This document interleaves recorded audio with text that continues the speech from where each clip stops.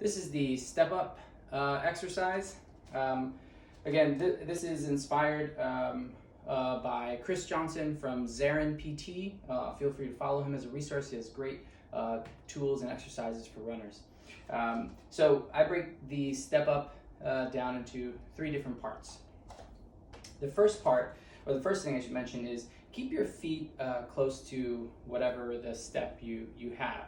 The farther away your feet are, the more you're going to have to shift your weight over, and the harder it's going to be. So start with it fairly close.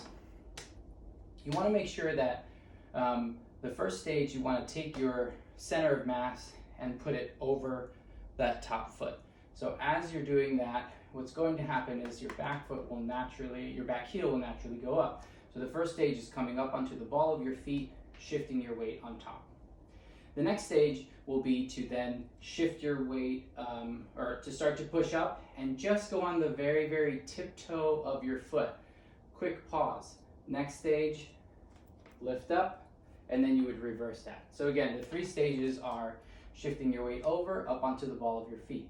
Next stage, up onto the tiptoes of your feet, and then third stage, pushing up. All right?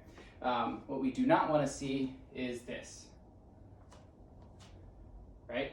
That's assistance from the bottom up. So the purpose of the 3 stages is to sort of force you to pause in between each movement so that you eliminate that.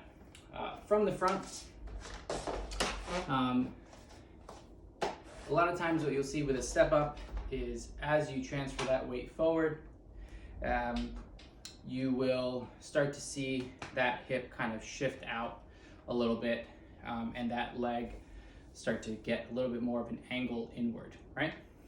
Sometimes I cue people to think about hiking that opposite hip up, right? What happens is if you just make that effort of that hike up, and I'm just sort of exaggerating here so you can see the movement. So this is my right side. I'm hiking that up. I'm going on to the ball of my feet. I'm going on to the tiptoe of my feet. This is allowing sort of a conscious activation of my lateral glutes here as I hike that pelvis up, and then I can push up, right? Which will be much more of a quad dominant activity at that point, right? And then as I go down, I tap my toe. I'm still hiking that up, down, down. You can try that, and then try the complete opposite so you can find that middle ground. So just allow your right hip to just kind of hang down, kind of a lazy step up, and you'll see the difference in both.